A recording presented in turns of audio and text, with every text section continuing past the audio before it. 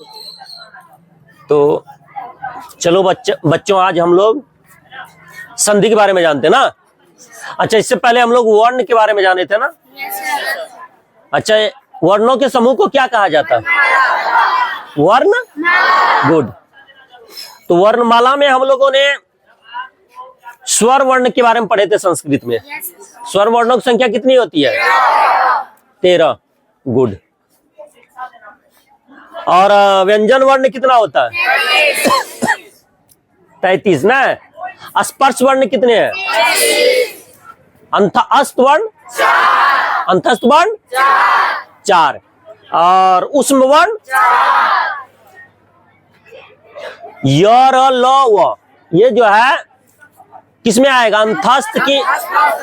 Good. तालव्य से मूर्धन्य से दंश, हम जो अ आ हर्ष ई उ पढ़ रहे हैं, ये कौन सी है? स्वर्ण वर्ण। क से लेके म तक गए कौन वर्ण? व्यंजन भी और स्पर्श वर्ण, क्योंकि क से लेकर म तक कितने शब्द मिलेंगे? 25। और उस 25 वर्ण को क्या कहा जाता है?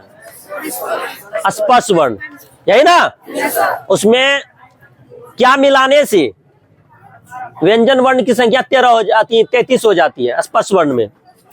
ये 4 वर्ण। कौन 4 वर्ण? अंतस्थ वर्ण और उष्म वर्ण। तो 4 ये है ना, 25 हुआ, कितना हो गया? 33। ये भी नहीं जोड़ पाया, मैथ इतना कमजोर है आप लोग का। कितना हुआ? 25 और 8 कितना हो गया?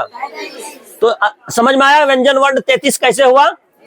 चलिए हम उन्हीं वर्णों के बारे में ये संधि पढ़ने जा रहे हैं। कौन सी पढ़ने जा रहे हैं?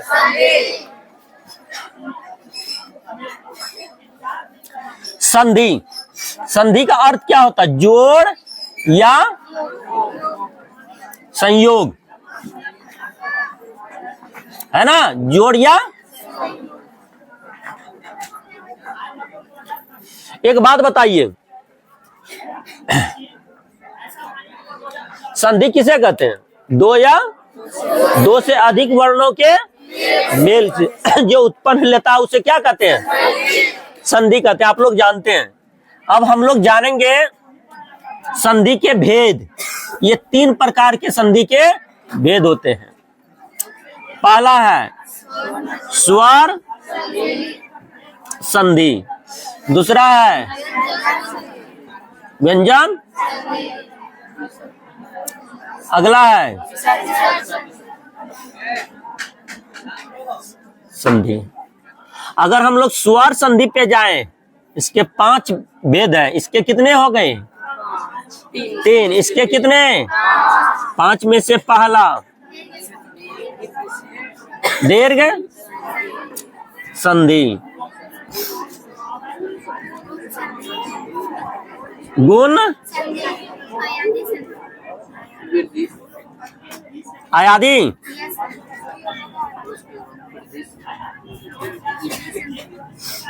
आयादी,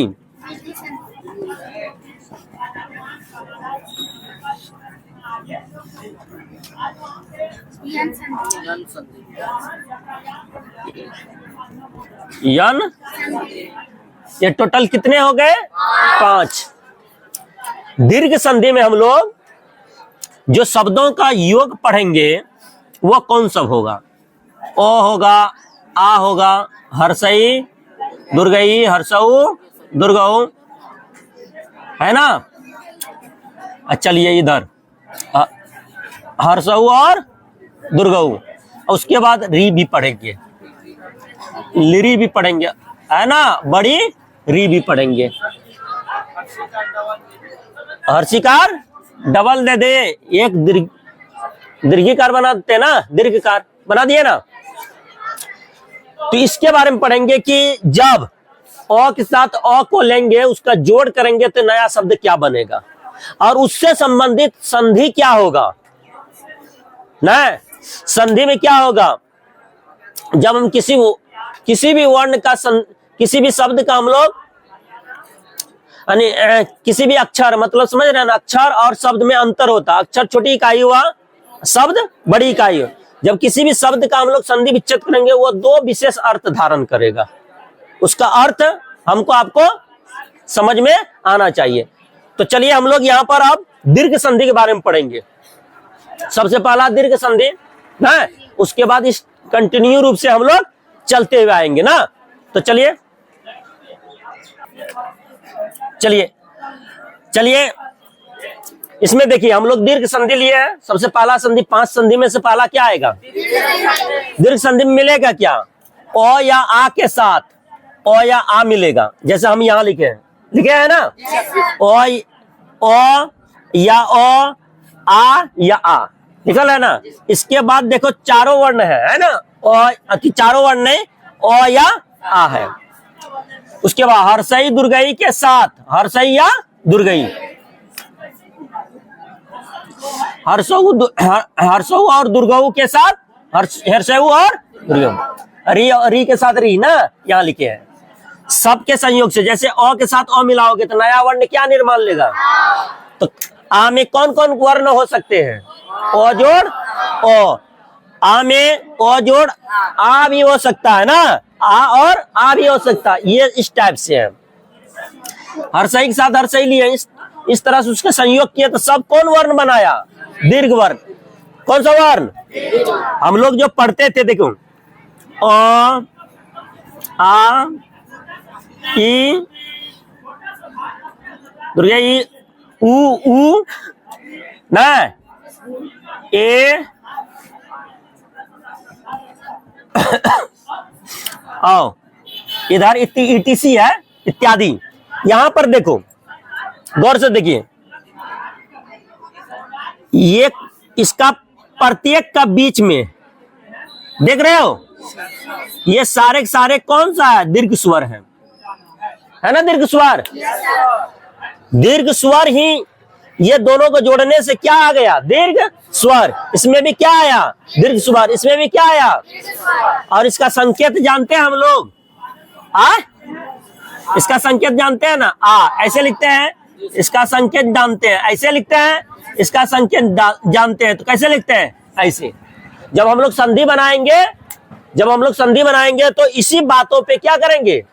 फोकस करेंगे। बात समझ रहे हो? इसी बात पे हम लोग क्या करेंगे? फोकस। तो अभी हम कुछ शब्द को लेते हैं। चलो हम लोग कुछ शब्दों को लिए हैं ना, तो चलिए इसमें से हम लोग जानते हैं संधि विच्छेद कैसे बनेगा। सभी बच्चे ध्यान से देखिएगा। यहां देखिए इसमें आ है, आ, ये इस टाइप का होगा ना। इसके लिए हम लोग ये संकेत में है, इसी को ना आ कहते हैं ऐसा। जब इसका हम लोग लिए थे 4 गो आपको सूत्र बताए थे, इसमें बताए है ना, क्या क्या था? 1 नंबर में अ जोड़ आ जोड़ अ, आ जोड़ आ, एक ओ जोड़ आ जोड़, अच्छा ओ जोड़ ओ है, हो गया ना। ये 4 वर्ण में से कोई एक वर्ण इसमें लगेगा, यानी 4 सूत्र में से कोई एक सूत्र इसमें लगेगा। तो एक बात बताओ, जहां जिस वर्ण का हम लोग संधि विच्छेद करने, जिस वर्ण का हम लोग टुकड़ा करने जा रहे हैं, उस वर्ण को लिखेंगे नहीं। उससे पहले क्या है? राम। उसके बाद क्या है? नूजा।